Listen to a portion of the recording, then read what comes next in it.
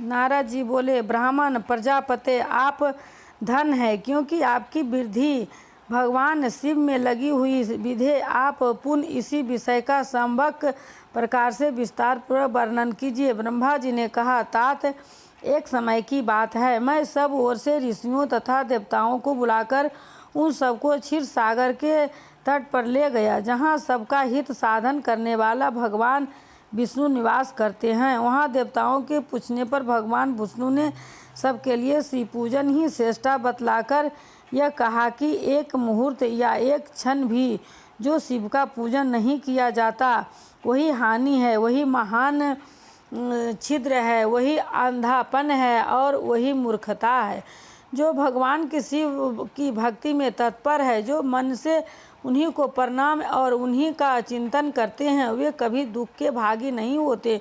जो महान सौभाग्यशाली पुरुष मनोहर भवन सुंदर आभूषणों से विभूषित स्त्रियां, जितने से मन को संतोष हो उतना धन पुत्र पौत्र आदि संतित आरोग्य सुंदर शरीर लौकिक प्रतिष्ठा स्वर्गीय सुख अंत में मोक्ष रूपी फल अथवा परमेश्वर शिव की भक्ति चाहते हैं, वे पूर्व जन्मों के महान पुण्य से भगवान सदा शिव की पूजा अर्चन में प्रवृत्त होते हैं। जो पुरुष नित्य भक्ति परायण हो शिवलिंग की पूजा करता है, उसको सफल सिद्धि प्राप्त होती है तथा वह पापों के चक्कर में नहीं पड़ता। भगवान के इस प्रकार उपदेश देकर देवताओं ने उन श्री हरि को प्रणाम किया और मनुष्य की समस्त कामनाओं की पूर्ति के लिए उनसे शिवलिंग देने के लिए प्रार्थना की। मुनि शेष उस प्रार्थना को सुनकर जीवों के उद्धार में तत्पर रहने वाले भगवान विष्णु ने विश्वकर्मा को बुलाकर कहा, विश्वकर्मन तुम मेरी आज्ञा से संपूर्ण देवताओं को सुंदर शिवलिंग का निर्माण करके दो।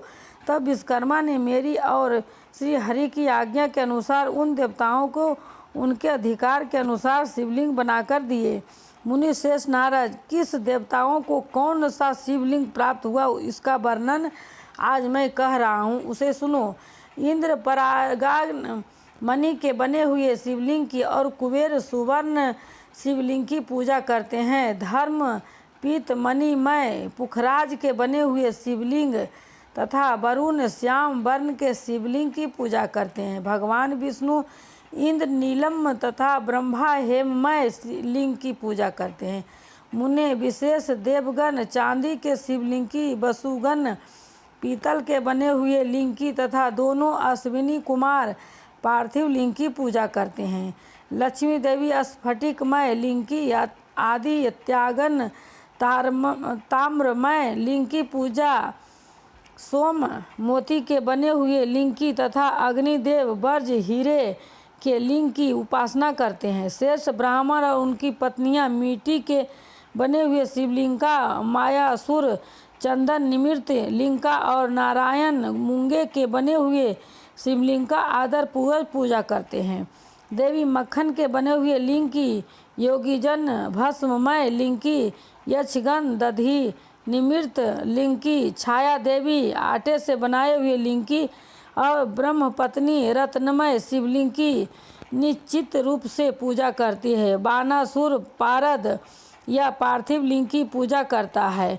दूसरे लोग भी ऐसे ही करते हैं। ऐसे ऐसे शिवलिंग बनाकर विश्वकर्मा ने विभिन्न लोगों को दिए तथा वे सब देवता और ऋषि उन लिंगों की पूजा करते हैं। भगवान विष्णु ने इस तरह देवताओं के उनके हित की कामनाओं से शिवलिंग देकर उनसे तथा मुझ ब्रह्मा से पिनाक पानी महादेव के पूजन की विधि भी बताई। पूजन विधि संबंधी उनके वचनों को सुनकर देव शिरोमणियों सहित मैं ब्रह्मा हृदय में हर्ष लिए अपने धाम में आ गया। मुन्ने वहाँ आकर मैंने समस्त देवताओं और ऋषियों को शिव पूजा की उत्तम विधि बताई, जो संपूर्ण अभीष्ट वस्तुओं को देने वाली है। उसी समय मुझ ब्राह्मण ने कहा, देवताओं सहित समस्त ऋषियों तुम प्रेम परायण होकर सुनो। मैं प्रसन्नता पूर्वक तुमसे शिव पूजन की उस विधि का वर्णन करता हूँ जो भोग और मोक्ष देने वाली है। देवताओं और मुनीश्वरों समस्त जंतुओं में मनुष्य जन्म प्राप्त करना प्राय दुर्लभ है। उनमें भी उत्तम कुल में जन्म तो और भी दुर्लभ है। उत्तम कुल में भी आचारवान ब्राह्मणों के यह उत्पन्न होना उत्तम पुण्य से भी संभव है।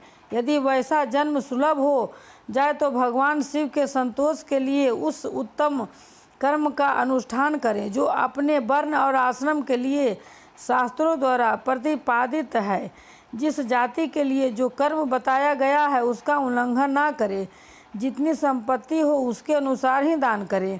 कर्ममय सहस्त्रों यज्ञों से तपोयज्ञ बढ़कर सहस्त्रों तपोयज्ञों से जय यज्ञ का महत्व अधिक है। ध्यान यज्ञ से बढ़कर कोई वस्तु नहीं है। ध्यान ज्ञान का साधन है, क्योंकि योगी ध्यान के द्वारा अपने इष्टदेव समरस शिव का साक्षात्कार करता है।